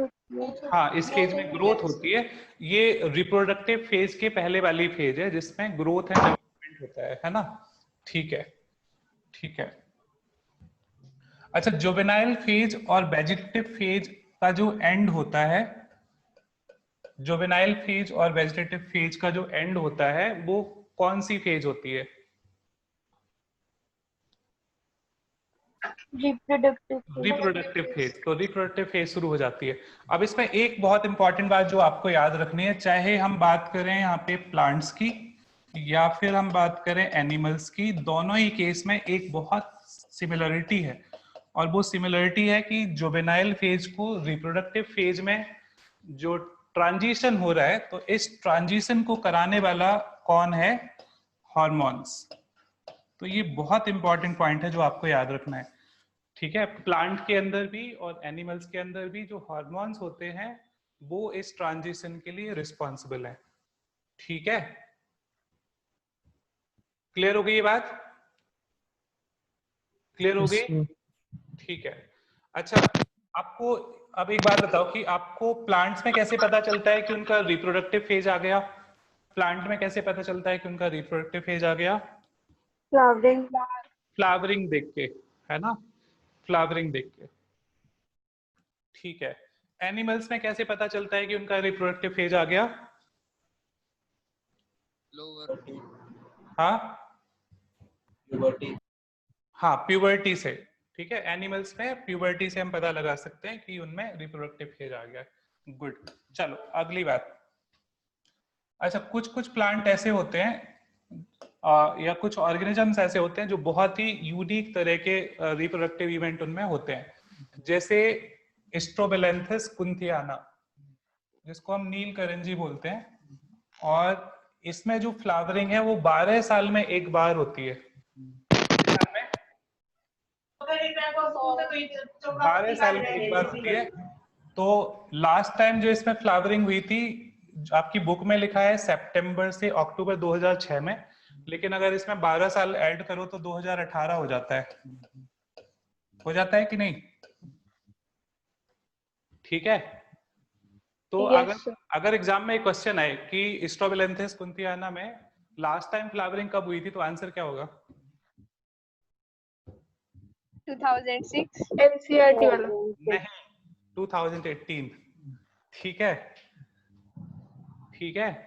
और ये फैक्ट है, आप गूगल पे डालोगे तो आपको ये ब्लू कलर के फ्लावर दिख जाएंगे, और उसमें लिखा भी होगा कि 2018 में इनमें फ्लावरिंग हुई थी। ठीक है, ये कर्नाटका, केरला, तमिलनाडु, इस एरिया में ये दिखते हैं। ठीक है, तो 2018 में लास्ट टाइम इनमें फ्लावरिंग हुई थी। ठीक, तो 2018 जाएगा सर आंसर? हाँ, 2018 जाएगा लास्ट टाइम। ठीक है, इसके पहले 2006 में हुई थी। अब इसके बाद अगली बार कब होगी? अगली बार कब होगी? 2030। हाँ, अगली बार 2030 में होगी इसमें फ्लावरिंग। तो पेपर में 2006 करके है ना, 2018। 2018 में 12 ऐड करो। ठीक है, नहीं, अभी लास्ट टाइम अगर पूछें, हाँ, मंथ यही है, मंथ यही है, सितंबर अक्टूबर 2018। सर अगर टेस्ट में पूछे तो हम क्या लिखे? 2006 और 2018? टेस्ट में देखो लास्ट टाइम का पूछेंगे तो अब 2018 लिखना है, बुक में नहीं चेंज हुआ तो क्या कर सकते हो? ठीक है, जो सच अगर फिर सर वो उन्होंने 2006 रखा तो लास्ट प्रायोरिटी तो एनसीईआरटी को ही देंगे ना, वो आपने बताया था सुनो slide सुनो, में। एनसीईआरटी के अकॉर्डिंग 2006 होना चाहिए। अरे थोड़ा सा दिमाग लगाओ, ठीक है। अगर समझदार टीचर होगा जिसने वो पेपर बनाया होगा, तो या तो वो 2018 ऑप्शन में नहीं देगा, ठीक है। और अगर ऑप्शन में 2018 दिया है तो इसका मतलब है कि उन्होंने ये सोच के बनाया है। तो आंसर क्या होना चाहिए? 2018। 2018 और 2006 दोनों दे दिया मान लो। दोनों दे दिए तो ऑब्वियसली 2018 आंसर है। हाँ ऑब्वियसली आंसर तो 2018 है, तो हमने 2006 कर लिया मान लो, तो उस पर बच्चों ने वो कर दिया, चैलेंज कर दिया। आपकी तरफ वो प्रायोरिटी तो एनसीईआरटी को देंगे, अपने स्लाइड्स में बताया था पहले दिन। लेकिन यार एनसीईआरटी में जो फैक्ट है ना, उसमें थोड़ा सा समझदारी के साथ उसको यूज करोगे ना आप। उसके आगे पीछे क्या लिख रखा है ये भी तो सुनो। लाइन क्या लिखी है कि Strobilanthes kunthiana flowers burns in 12 year, this plant flowered last during this period, ठीक है। तो ये दो स्टेटमेंट को आप कनेक्ट करो एक साथ। वो 12 साल में फ्लावरिंग होती है, लास्ट 2006 में हुई है, ठीक है।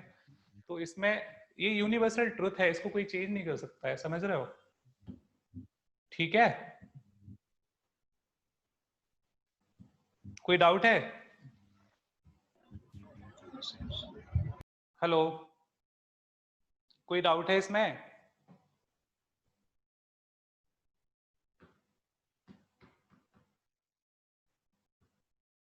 हेलो, सुन पा रहे हो? ठीक है, ठीक है। देखो एनसीईआरटी के अंदर भी दो तरह की बातें हैं, ठीक है। एक बात तो वो है जो यूनिवर्सल ट्रुथ है, तो वो जैसा लिखा हुआ है वैसा ही है, ठीक है। अब ये एक फैक्ट है कि 12 साल में फ्लावरिंग होती है। अगर सपोज एनसीईआरटी का सिलेबस अगले 20 साल भी चेंज नहीं हुआ, ठीक है, और 2032 में क्वेश्चन आएगा कि लास्ट टाइम फ्लावरिंग कब हुई थी, तो तब भी आप 2006 थोड़ी बोलोगे। क्या बोलोगे? 2030 में हुई थी अकॉर्डिंगली, ठीक है। जैसे एक चीज और बताता हूँ, जब आप आखिरी चैप्टर पढ़ोगे आप इसका, ठीक है, तो इसमें आपने वो वाला चैप्टर अगर आप देखोगे, एनसीईआरटी का आखिरी चैप्टर कौन सा है? इन्वायरमेंटल इश्यूज वाला, ठीक है। तो उसमें यूरो 3 यूरो 4 का जो नॉर्म्स है, तो वो वाला पार्ट नई वाली बुक में अपडेट हो गया है, देखा है आपने? ठीक है। पहले क्या था कि 2010 तक जितने भी बड़े सिटीज थे उनमें BS4 वाले इंजन एप्लीकेबल थे, BS4 वाले इंजन चलते थे, और उससे छोटी सिटीज में BS4 वाले इंजन नहीं चलते थे, ठीक है, वहां पे BS3 चलते थे। लेकिन अब 2017 से क्या हो गया कि पूरे कंट्री में BS4 वाले इंजन चलते हैं, ठीक है। तो आज के डेट में अगर कोई वो सवाल पूछे कि अगर आप दिल्ली में रहते हो तो आपकी गाड़ी का इंजन किस स्टैंडर्ड का होना चाहिए, ठीक है, तो आपको क्या बोलना चाहिए? BS4। वो बोले कि आप हिसार में रहते हो तो किस तरह का होना चाहिए, तो आंसर फिर से है BS4, ठीक है। अगर ये क्वेश्चन कोई 2011 में आपसे पूछता तो आप लिखते BS3, लेकिन वो 2020 में पूछ रहा है तो आंसर है BS4, ठीक है। तो ये चीजें आपको याद रखनी चाहिए कि ये फैक्ट है जो चेंज हो गया टाइम के साथ, यूनिवर्सल ट्रुथ नहीं है वो, ठीक है। चलो हम आगे बात करते हैं कि हम ह्यूमन पॉपुलेशन बहुत तेजी से बढ़ती जा रही है, ठीक है। और ह्यूमन पॉपुलेशन को फूड की सप्लाई मेंटेन करने के लिए हम क्या कर रहे हैं कि हम एनिमल ब्रीडिंग को प्रमोट कर रहे हैं, ठीक है। और आपसे अच्छा कौन जानता होगा एनिमल ब्रीडिंग के बारे में, ठीक है। Haryana is a very good place जहाँ पे एनिमल हस्बेंड्री को बहुत वाइड स्केल पे यूज किया जाता है, ठीक है, एज अ प्रोफेशन, ठीक है। तो कॉमर्शियल एक्सप्लॉइटेशन के लिए हम क्या कर रहे हैं कि जैसे चिकन है ना, या बर्ड है, तो बर्ड्स में जो रिप्रोडक्शन पीरियड है, ठीक है, बर्ड का जो रिप्रोडक्टिव पीरियड है उसका एक फिक्स पैटर्न है कि इन मंथ्स में इनका ब्रीडिंग सीजन होता है, तब वो अंडे देंगे। लेकिन हम क्या कर रहे हैं कि हम चिकन्स को हार्मोन इंजेक्ट करके through out the year egg produce कर रहे हैं, ठीक है। तो वो रीजन क्या है, ऐसा हम क्यों कर रहे हैं? क्योंकि हम चाहते हैं कि जो एग है उनकी सप्लाई पॉपुलेशन की डिमांड के हिसाब से हो जाए। तो उसको करने के लिए हम हार्मोन इंजेक्ट करके हमने एक सीजनल ब्रीडर को कंटिन्यूअस ब्रीडर बना रखा है ना, समझ रहे हो? तो वो किस वजह से, वो क्या कर रहे हैं, हम कॉमर्शियल एक्सप्लॉइटेशन कर रहे हैं इसके लिए हम ऐसा उसको कर रहे हैं, ठीक है। इसके बाद हमने 2 टर्म और पढ़े थे, ओएस्ट्रस साइकिल और मेंस्ट्रुअल साइकिल। तो ओएस्ट्रस साइकिल किसमें होता है? ओएस्ट्रस साइकिल किसमें होता है? ओएस्ट्रस साइकिल किसमें होता है? Non primates. नॉन प्राइमेट्स में, ठीक है। ओएस्ट्रस साइकिल का मैंने एक और नाम बताया था, याद है आपको? इसका एक और नाम बताया था मैंने, इसको हम हीट पीरियड भी बोलते हैं। क्या बोलते हैं? हीट पीरियड, ठीक है। मेंस्ट्रुअल साइकिल किसमें होता है? फीमेल प्राइमेट्स में। फीमेल प्राइमेट में साइक्लिक चेंजेस होते हैं ओवरीज के अंदर, तो जिसको हम क्या बोल रहे हैं? मेंस्ट्रुअल साइकिल, ठीक है। तो बाकी ये सारी चीजें बहुत ही कॉमन है, आपको पता है, ठीक है। सर ये टाइगर और ये डॉग होते हैं तो प्रीमेट्स में नहीं आते सर? कार्निवोरा और ये प्रीमेट्स में नहीं आते? ये प्रीमेट नहीं, प्राइमेट, ठीक है। हाँ, प्राइमेट। अच्छा, प्राइमेट किसको बोलते हैं? जिनका जो अपीयरेंस है ना वो हमारी तरह होता है, ठीक है। जो monkey, gorilla, gibbon, orangutan, humans, ये सारे प्राइमेट्स में आते हैं, ठीक है। ये टाइगर वगैरह नहीं आते हैं प्राइमेट्स में। जो ह्यूमनॉइड है ना, ये सारे प्राइमेट्स हैं, ह्यूमन के जैसे जो है, ठीक है। मंकी, गोरिल्ला वगैरह ये सारे आते हैं इसमें, ठीक है। चलो आगे हम बात करते हैं कि रिप्रोडक्टिव फेज का जो एंड है, रिप्रोडक्टिव फेज का जो एंड है वो क्या है? बेसिकली रिप्रोडक्टिव फेज के एंड होने का मतलब है कि वहां से एजिंग शुरू हो गई है। क्या हो गई है? एजिंग, ठीक है। तो इसमें बॉडी में बहुत सारे चेंजेस आने लग जाते हैं एजिंग के टाइम पे, जैसे मेटाबॉलिज्म स्लो हो जाती है, ठीक है। और अल्टीमेटली इस फेज के बाद क्या हो जाता है? डेथ हो जाती है ऑर्गेनिज्म की। तो ये सारी चीजें आपको याद रखनी है। अब ये इंपॉर्टेंट लाइन जो मैं आपको ऑलरेडी बता चुका हूं, ये वाली लाइन, ये बहुत इंपॉर्टेंट है कि एनिमल्स और प्लांट दोनों के अंदर जो फेजेस का जो चेंज हो रहा है, जुवेनाइल से रिप्रोडक्टिव फेज, और रिप्रोडक्टिव से के बाद एजिंग, और एजिंग के बाद डेथ, ठीक है। तो जो ये फेज ट्रांजिशन है, ठीक है, transition between these 3 phases, it is through hormones. तो ये बहुत इंपॉर्टेंट लाइन है कि hormones are responsible for phase transition both in plant as well as in animal, ठीक है। ये बात बहुत इंपॉर्टेंट है, ठीक है।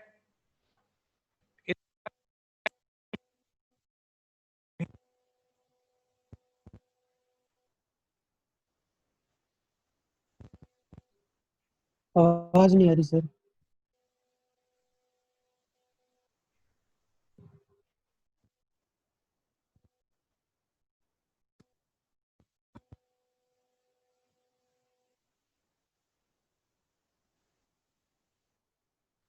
आवाज नहीं आ रही sir. So you are not audible to us. अब आ रही है? आ रही है। हेलो हेलो, Yes sir, आ रही है। अब आ रही है? Yes, sir. Yes, sir. अच्छा, यार ये बार बार ये इसकी वजह से हो जाता है, बैटरी की वजह से। अच्छा, ये चीज आपको याद रखनी है कि हार्मोन और इन्वायरमेंटल फैक्टर्स के इंटरेक्शन से जो बिहेवियरल एक्सप्रेशन है और जो सेक्सुअल एक्सप्रेशन है ऑर्गेनिज्म का, वो रेगुलेट होता है। तो ये वाला पैराग्राफ आपका बहुत बहुत इंपॉर्टेंट है, ये आपको याद रखनी है, ठीक है, ठीक है। अच्छा, ये वाला स्टेटमेंट भी मैं आपको ऑलरेडी बता चुका हूं कि ऑल्दो बहुत वैरायटी के ऑर्गेनिजम्स हैं, प्लांट हैं, फंजाई हैं, एनिमल्स हैं, लेकिन उनके अंदर एक जो सिमिलरिटी है वो ये है कि जो सेक्सुअल रिप्रोडक्शन की प्रोसेस है वो सभी में सेम है, ठीक है। जो स्ट्रक्चर्स हैं वो डिफरेंट हो सकते हैं, ठीक है, और जो मैकेनिज्म है वो भी डिफरेंट हो सकती है, लेकिन उसमें रिमार्केबल सिमिलरिटी है, ठीक। सेक्सुअल रिप्रोडक्शन का जो मेथड है ये इलैबोरेट है, कॉम्प्लेक्स है, और इसमें रेगुलर सीक्वेंसेस होते हैं, जाइगोट फॉर्मेशन होता है और एम्ब्रियोजेनेसिस होती है। एम्ब्रियोजेनेसिस आपको मैंने बताया था पिछले क्लास में, फॉर्मेशन ऑफ एम्ब्रियो को हम क्या बोल रहे हैं? एम्ब्रियोजेनेसिस।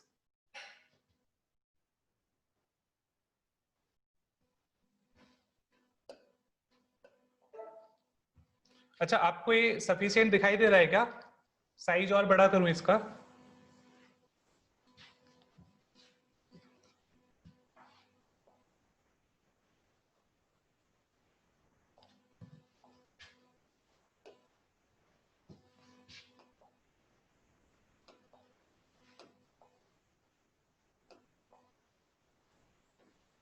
अच्छा ठीक है, ये बड़ा नहीं हो रहा साइज, पता नहीं क्यों। आपको दिखाई दे रहा है ना सारा? सर साफ है। साफ है, ठीक क्लियर है, नहीं है सर। ठीक है, ठीक है। इसके बाद हमने ये 3 पार्ट पढ़े थे, pre fertilization, fertilization and post fertilization. ठीक है, ये आपको ऑलरेडी क्लियर है। इसमें आपको ये डायग्राम पहचानना है, ठीक है। तो ये वाला जो डायग्राम है, ये किसका डायग्राम है? ये वाला डायग्राम किसका है? ह्यूमंस का। तो ये यहाँ पे एग है ह्यूमन का और ये स्पर्म है, ठीक है। तो ये तो क्लियर है आपको, ठीक है।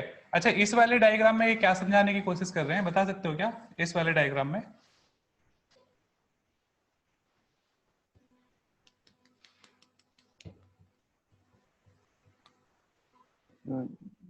नहीं, मेल छोटा है, फीमेल बड़ी है। हाँ, बेसिकली हेटेरोगैमेट बताना चाह रहे हैं कि जो हेटेरोगैमेट कंडीशन है, जैसे एक एल्गी का एग्जांपल ले रखा है, फ्यूकस का। तो इसमें जो मेल गैमेट है बहुत छोटा है, फीमेल गैमेट बड़ा है, हेटेरोगैमेट है, ठीक है। ह्यूमन में भी हेटेरोगैमेट है, देखो फीमेल का गैमेट का साइज और मेल का गैमेट का साइज और शेप और अपीयरेंस अलग अलग है, ठीक है। और ये आपका क्लेमाइडोमोनास है और ये आइसोगैमस है। कैसा है? आइसोगैमस। मतलब इसमें जो मेल और फीमेल गैमेट है, इन दोनों को देख के आपको पहचान में आ रहा है कौन सा मेल है कौन सा फीमेल है? No sir. नहीं आ रहा है, ठीक है? हाँ, तो ऐसे गैमेट को हम बोलते हैं आइसोगैमस। क्या बोलते हैं? आइसोगैमस। जिसमें मेल और फीमेल गैमेट अलग से पहचान में नहीं आते हैं, उनको क्या बोलते हैं? आइसोगैमस। और जिनमें मेल और फीमेल गैमेट अलग से पहचान में आते हैं, उनको क्या बोलते हैं हम? हेटेरोगैमेट। क्या बोलते हैं? हेटेरोगेमस। तो ये जो फ्यूकस जो एल्गी है वो हेटेरोगैमेट का एग्जांपल है, ह्यूमन भी हेटेरोगैमेट का एग्जांपल है, और जो क्लैडोफोरा है वो क्लैडोफोरा किस चीज का एग्जांपल है? होमोगैमेट का। होमोगैमेट का, ठीक है। क्लियर है? गुड, आगे बढ़ते हैं।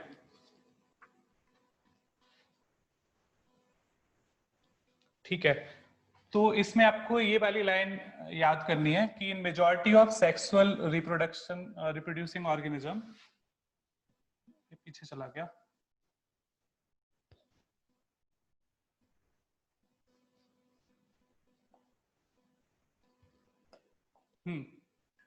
ये वाली लाइन याद करनी है आपको कि in majority of sexually reproducing organism the gamete produce are of 2 morphologically distinct type. तो इसमें सबसे ज्यादा एम्फेसिस जिस पे दे रहा हूँ वो है ये मेजॉरिटी। मतलब ज्यादातर ऑर्गेनिज्म में क्या होता है कि जो मेल और फीमेल गैमीट है वो मॉर्फोलॉजिकली अलग अलग तरह के होते हैं। तो ये जो बात है, जो होमोगैमेट का होना, ये बहुत कॉमन बात नहीं है, ये बहुत रेयर है, ठीक है। मेल को हम एंथेरोजॉइड और स्पर्म बोलते हैं, फीमेल को हम एग और ओवम बोलते हैं, ठीक है। क्लियर है? अगली बात, ये बात आपको ऑलरेडी पता है कि सेक्सुअल रिप्रोडक्शन का मतलब फ्यूजन ऑफ गैमेट है। अब यहाँ पे कुछ टर्म्स हैं जो आपको याद रखने हैं, होमोथैलिक एंड हेटेरोथैलिक। होमोथैलिक एंड हेटेरोथैलिक, ठीक है। तो फंजाई एंड प्लांट में term homothallic and monoecious use होता है और ये बाइसेक्सुअल कंडीशन बताता है, ठीक है। तो मैंने आपको याद करवाया था, मोनोइसियस का मीनिंग याद करने का तरीका क्या बताया था मैंने? मोनोइसियस, मोनो में दोनों। हाँ, मोनो में दोनों, ठीक है। तो मोनो बाइसेक्सुअल है मोनोइसियस का मतलब, और होमोथैलिक का मतलब बता दिया कि मतलब दोनों जो गैमीट हैं वो एक जैसे हैं, ठीक है। डायोइसियस का मतलब क्या हो गया? यूनिसेक्सुअल। डायोइसियस का मतलब क्या हो गया? यूनिसेक्सुअल। यहाँ पे एक टर्म है स्टैमिनेट, तो आपने स्टैमिन पढ़ा हुआ है, पढ़ा है ना? Yes, आपने sir. टर्म स्टैमिन पढ़ा हुआ है। स्टैमिन क्या होता है? Male reproductive part of flower, ठीक है। तो ये जो टर्म स्टैमिनेट है ये किसी फ्लावर के लिए यूज होता है। तो अगर हम किसी फ्लावर को बोल रहे हैं कि स्टैमिनेट फ्लावर है, तो इसका मतलब है कि इसमें केवल और केवल मेल रिप्रोडक्टिव पार्ट प्रेजेंट है, ठीक है, क्लियर है। और अगर हम बोल रहे हैं कि ये जो फ्लावर है पिस्टिलेट है, तो इसका मतलब है कि इसमें केवल और केवल फीमेल रिप्रोडक्टिव पार्ट प्रेजेंट है, ठीक है। तो ये दो टर्म आपको क्लियर हो गए, स्टैमिनेट एंड पिस्टिलेट। ये पार्ट दोनों क्लियर हो गए कि नहीं? Yes sir. ठीक है। इसके बाद मोनोइसियस का मतलब है कि एक ही इंडिविजुअल में मेल और फीमेल दोनों तरह के रिप्रोडक्टिव स्ट्रक्चर हैं। डायोइसियस का मतलब है कि मेल और फीमेल रिप्रोडक्टिव स्ट्रक्चर अलग अलग इंडिविजुअल के अंदर है। तो मोनोइसियस प्लांट के आपको एग्जाम्पल याद करने हैं। तो क्या क्या एग्जाम्पल है? कुकरबिट, कुकरबिट में आपके कद्दू वगैरह आते हैं सारे, ठीक है। कोकोनट, कुकरबिट, कोकोनट, ये किसके एग्जाम्पल है? डायोसियस प्लांट के। और पपाया मोनोइसियस होता है, डेट पाम जो होता है वो भी मोनोइसियस होता है। तो आपने कभी ऐसा देखा होगा कि आपने एक पपाया का प्लांट घर में लगा दिया लेकिन उसमें फ्रूट नहीं लगते हैं, देखा है क्या? ऐसा होता है क्या? ठीक है। क्लास बस मैं थोड़ी देर में खत्म कर रहा हूँ। मैं सोच रहा हूँ कि ये खत्म हो जाए, थोड़ा सा पार्ट और बचा है इसमें, ठीक है। जल्दी से खत्म करते हैं, डोंट वरी। ठीक है। इसके बाद हमने अर्थवर्म के बारे में बात कर ली है ऑलरेडी। अर्थवर्म कैसा होता है? बाइसेक्सुअल होता है, ठीक है। तो earthworm, tapeworm and Leach, earthworm, tapeworm and Leach, ये सबके सब कैसे हैं? बाइसेक्सुअल है। अर्थवर्म, टैपवर्म और लीच कैसे हैं? बाइसेक्सुअल है, ठीक है। इनको, इनके लिए जो टर्म यूज होता है वो है हर्मेफ्रोडाइट, जो मैंने आपको पहले ही बता रखा है कि हर्मेफ्रोडाइट का मतलब है बाइसेक्सुअल, इसमें मेल और फीमेल दोनों तरह के गैमेट हैं, ठीक है। तो ये चैप्टर बहुत थोड़ा सा बचा है, लेकिन अगर मैं ज्यादा खींचूंगा तो आप बोर हो जाओगे।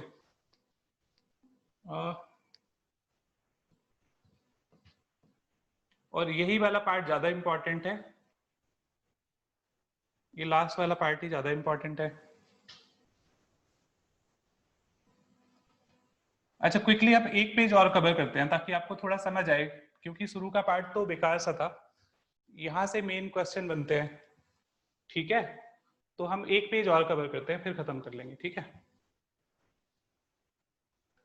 अब Monera, fungi, algae and bryophyte, इनका मेन प्लांट बॉडी हैप्लॉइड होता है। बहुत बहुत इंपॉर्टेंट क्वेश्चन है, मतलब ये तो पत्थर की लकीर है, समझ रहे हो? ये तो बहुत ही बहुत इंपॉर्टेंट है। मेन प्लांट बॉडी इनकी कैसी होती है? हैप्लॉइड होती है, ठीक है। किस किस में? Monera, fungi, algae and bryophyte के बहुत सारे ऑर्गेनिज्म ऐसे हैं जिनकी जो बॉडी है वो कैसी है? हैप्लॉइड है, ठीक है। लेकिन जो टेरिडोफाइट, जिम्नोस्पर्म, एंजियोस्पर्म और most of the animal, human भी इंक्लूडेड है, इनकी जो बॉडी है वो कैसी है? डिप्लॉइड है, ठीक है। तो इसका मतलब क्या हुआ? इसका मतलब साफ हुआ कि जितने ऑर्गेनिज्म हैप्लॉइड होते हैं और अगर हैप्लॉइड गैमीट प्रोड्यूस करके रिप्रोड्यूस कर रहे हैं, तो इसका मतलब है कि इसमें जो गैमीट फॉर्मेशन का जो तरीका है वो क्या होने वाला है? माइटोसिस। तो हैप्लॉइड ऑर्गेनिज्म माइटोसिस के थ्रू गैमेट प्रोड्यूस करते हैं, ठीक है। और जो डिप्लॉइड ऑर्गेनिज्म है, डिप्लॉइड ऑर्गेनिज्म मेयोसिस के थ्रू गैमेट प्रोड्यूस करते हैं। तो ये तो बहुत ही आसान है समझना, ठीक है।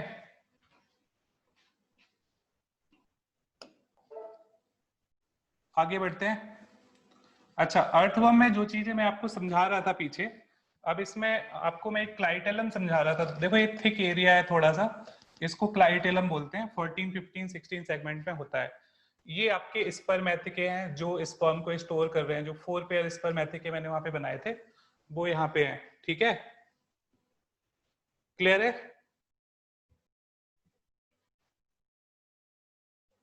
इसमें जो बहुत इंपॉर्टेंट क्वेश्चन है जो आपको याद रखना है वो आपका कारा है। तो कारा के अंदर आपको ये वाला डायग्राम याद रखना है, ये वेरी वेरी इंपॉर्टेंट है। और इसमें आपको क्या याद रखना है कि जो फीमेल सेक्स ऑर्गन होते हैं वो ऊपर होते हैं और मेल सेक्स ऑर्गन नीचे होते हैं। ये सबसे ज्यादा इंपॉर्टेंट बात है इसमें, ठीक है।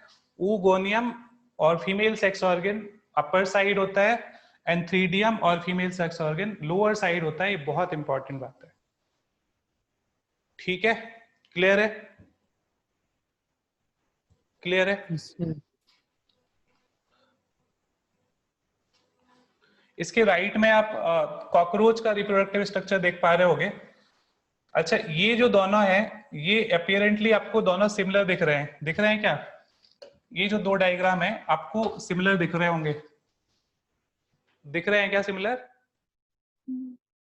लेकिन इनमें एक बहुत छोटा सा डिफरेंस है जो इसको मेल और फीमेल में डिफरेंशिएट कर रहा है। जैसे ये देखो सनफ्लावर के जैसा दिख रहा है, दिख रहा है कि नहीं? Yes, sir. और लेकिन ये वाला पार्ट ऐसे लग रहा है जैसे इसके सर पे एल्गी लगी हो, ठीक है।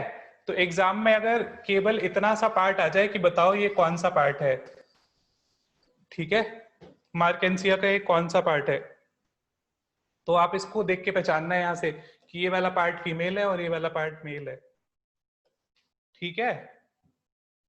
इतनी छोटी छोटी बारीकियां सीखनी है डायग्राम में, याद रहेगा, ठीक है। फीमेल को हम आर्कीगोनियोफोर बोल रहे हैं और मेल को हम एंथ्रीडियोफोर बोल रहे हैं, ठीक है। ये तो आपका नॉर्मल सा फ्लावर है सर। हाँ ये जो कारा होती है, हाँ हाँ कारा। प्रोटोगाइनस होती है या प्रोटोएंड्रस होती है? यार ये मुझे नहीं याद है कि प्रोटेंडर्स होती है प्रोटोगाइनस होती है, ये देखना पड़ेगा, ठीक है। ठीक है, ये हम एक बार देखेंगे कि प्रोटेंडर्स है या प्रोटोगाइनस है। ऐसा क्वेश्चन वैसे पूछा नहीं गया इसमें, अभी तक जो क्वेश्चन आया है वो यही आया कि मेल और फीमेल जो थैलस हैं उनकी जो क्या कहते हैं इनकी पोजीशन क्या है। तो फीमेल टॉप पे होता है, मेल नीचे होता है, बस यही ऐसा क्वेश्चन इससे आता है। और बाकी इसका डायग्राम आइडेंटिफाई करने के लिए आता है, ये ऐसे बना रहेगा और पूछा होगा कि ये क्या है, ठीक है। तो इसको देख के आपको बताना है कि ये कारा है। हमारे पेपर में आया था सर एक बारी। कौन से पेपर में आया था? यहाँ पे टेस्ट में? हाँ यस सर। अच्छा ठीक है। अच्छा ये वाली टेबल आपको याद है क्या? ये वाली टेबल याद है? ये मैं आपसे कल पूछ लूंगा, आप इसको याद कर लो, ठीक है। मैं इसमें टाइम खराब नहीं कर रहा हूँ, मैं आगे बढ़ता हूँ। ये वाली टेबल आपको याद करनी है और इसमें सबसे ज्यादा आपको ऑफियोग्लॉसम पे ध्यान देना है क्योंकि इसमें सबसे ज्यादा क्रोमोसोम है 1260। तो इससे एक क्वेश्चन आ सकता है इस टेबल से, इसलिए आप इसके जो डिप्लॉयड नंबर है वो याद कर लो, ठीक है। इसमें किसी बुक में अनियन का गलत दिया हुआ है, उसको करेक्ट कर लेना, ठीक है।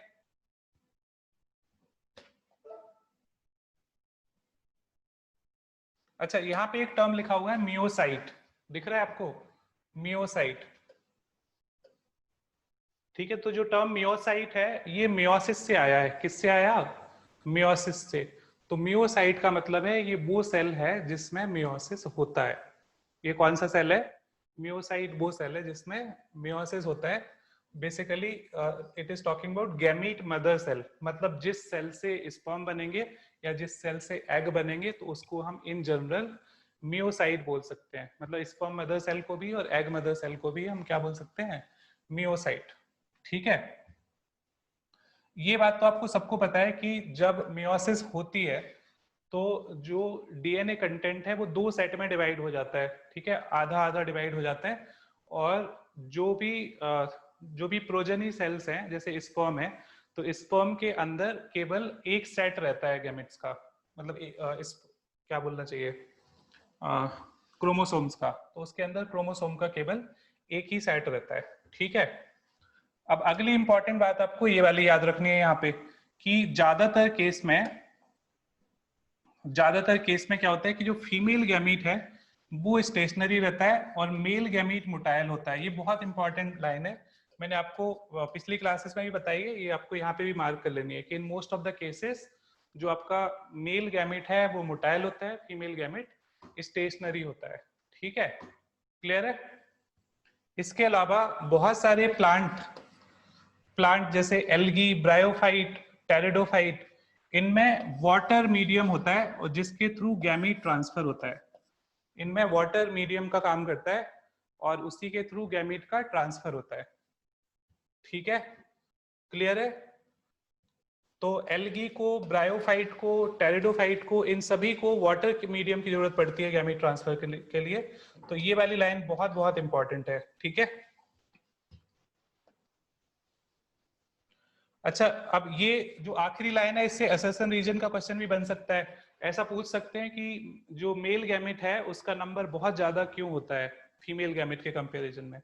तो to make sure that fertilization happens, the number of male gamete is much large compared to number of female gamete. ठीक है, तो ये फर्टिलाइजेशन इंश्योर करने के लिए ऐसा होता है। तो ये भी आप यहाँ पे याद कर सकते हैं। ये दोनों लाइन बहुत इंपॉर्टेंट है। ठीक है, क्लियर है?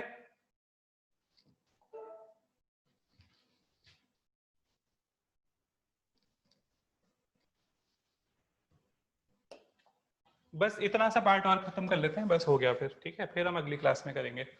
तो ये तो बहुत ही आसान सी बात है कि pollen grain are carrier for male gamete. ठीक है, तो ये तो बहुत आसान बात है, सबको पता है। ठीक, अब यहाँ पे एक पी का एग्जाम्पल दिया है और कुछ बातें पी के बारे में लिखी है कि ये बाइसेक्सुअल फ्लावर है, सेल्फ फर्टिलाइजिंग है। ठीक है, तो ये दो बातें आप पी प्लांट के बारे में याद कर लो। पी प्लांट आपके अभी आगे वाले चैप्टर में भी आएगा। तो ये बाइसेक्सुअल होता है और सेल्फ फर्टिलाइजिंग है, इसके अंदर सेल्फ फर्टिलाइजेशन होता है। ठीक है, और एक बात आपको ये भी याद रखनी है कि सेल्फ फर्टिलाइजेशन होने का रीजन क्या है, क्योंकि एंथर और स्टिग्मा बहुत पास होते हैं। तो ये एक इंपॉर्टेंट बात है। ठीक है,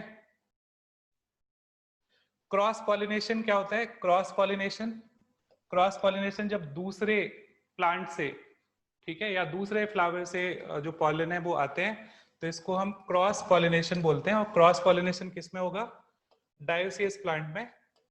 ठीक है, तो पॉलन ग्रेन स्टिग्मा पे लैंड करते हैं। जैसे मैं यहाँ पे बना देता हूँ कि स्टिग्मा स्टाइल और ओवरी है, पॉलन ग्रेन यहाँ पे आएंगे और यहाँ पे लैंड करेंगे और फिर यहाँ से पॉलन ट्यूब जर्मिनेट होगी और पॉलन ट्यूब मेल गैमीट को कैरी करेगी। यहाँ पे एम्ब्रियो सैक होगा जिसके अंदर फर्टिलाइजेशन होगा। तो ये बात मैंने आपको ऑलरेडी पहले बता रखी है। ठीक है, तो ये आपको याद रखना है। अब ये लास्ट लाइन भी बहुत बहुत इंपॉर्टेंट है कि जो भी गैमीट का सक्सेसफुल ट्रांसफर और उनको कांटेक्ट में आना जरूरी है, तभी जाके फर्टिलाइजेशन होगा और नई प्रोजेनी बनेगी। तो ये लाइन भी यहाँ पे इंपॉर्टेंट है। ठीक है, तो अब ये थोड़े से 2-3 पेजेस बचे हैं जो हम अगली क्लास में इनको क्विकली कर लेंगे। बोलो 2 पेजेस बचे हैं, हम कल कर लेंगे इनको क्विकली। ठीक है, टेस्ट में फर्स्ट चैप्टर आएगा केवल अभी। कोई डाउट यहां तक? कोई doubt?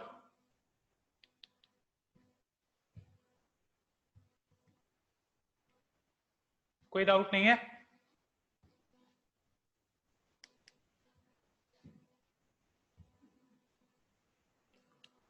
Okay, then see you tomorrow. Please revise this chapter properly. I will be asking a lot of questions in the next class. ठीक है, revise this chapter from NCERT and I will send the PPT today in the WhatsApp group. ठीक है? Thank you then. Have a great day.